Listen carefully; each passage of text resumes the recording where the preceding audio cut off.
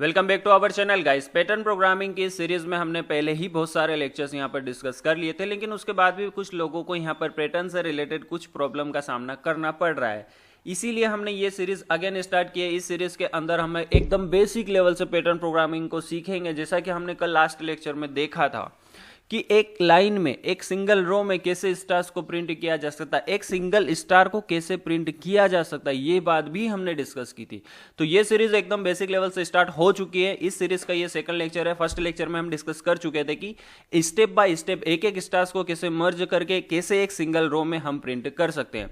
आगे की आज बात करते हैं। हमने यहाँ पर आपके लिए एक पैटर्न नंबर 2 प्रिपेयर किया है, जिसका क्वेश्चन है to print square pattern with star symbol. मतलब आपको स्टार्स को एक स्क्वायर पैटर्न में कैसे प्रिंट कर सकते हो या कैसे डिफाइन कर सकते हो, कैसे डिजाइन करना है आपको, ये चीजें आज के लेक्चर में हम सीखेंगे।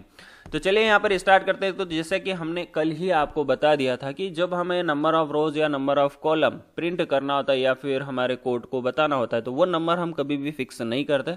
वो नंबर हम यूजर से लेंगे ताकि ये हमारा जो कोड होगा वो यूजर फ्रेंडली होगा। तो चलिए यहाँ पर हम यूजर से एक नंबर लेने के लिए एक एन नंबर डिफाइन करते हैं और इसमें यूजर से क्या लेंगे, इनपुट लेंगे।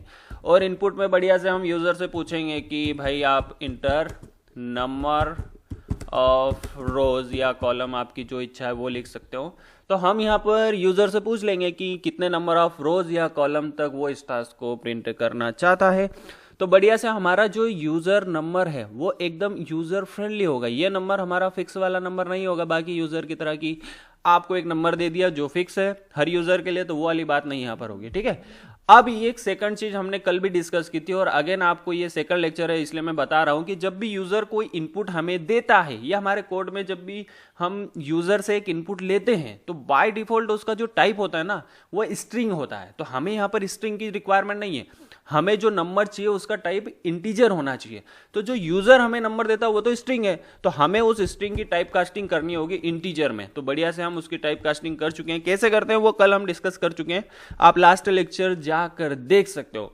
फिलहाल में हमारा एक नंबर आ चुका है जो कि हमें यूजर देगा। अब उस नंबर के साथ क्या करना है, तो हमें बढ़िया से इसके ऊपर एक फॉर लूप लगाना है। तो मैं यहाँ पर लगा देता हूँ for high in range function. अब आप बोलोगे सर ये रेंज फंक्शन क्या भला है। देखिए रेंज फंक्शन के बारे में हम हर पैटर्न प्रोग्रामिंग के लेक्चर में डिस्कस कर रहे हैं क्योंकि ये बहुत ही इंपॉर्टेंट है।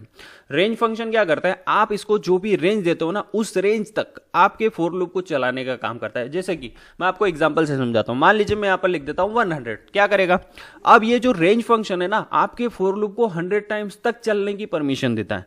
मतलब आपके फॉर लूप के अंदर आप मान लो कि कुछ प्रिंट कर रहे हो, आपका नाम कर रहे हो, तो ये फॉर लूप क्या करेगा 100 टाइम्स तक चलेगा।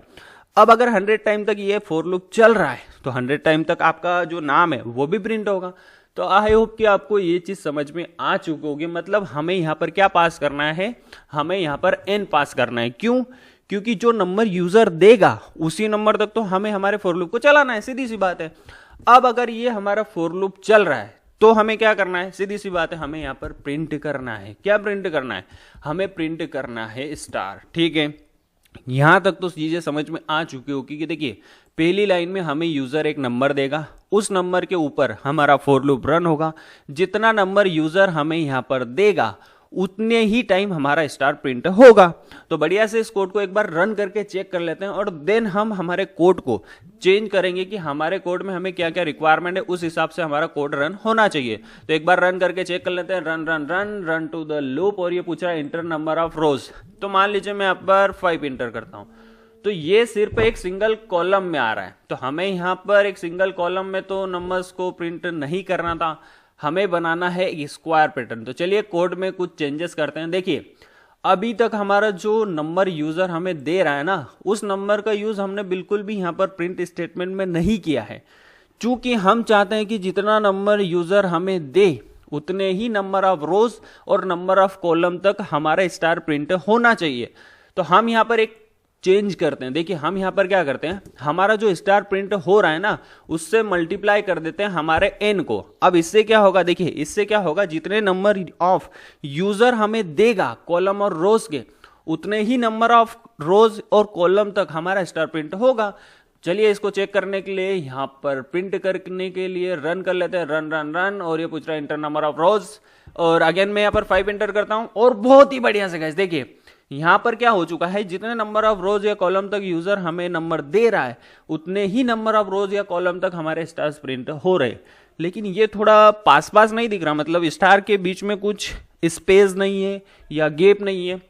तो इस स्टार के बीच में एक सिंगल गैप होनी चाहिए, या फिर हमारी कंप्यूटर की भाषा में स्पेस होना चाहिए।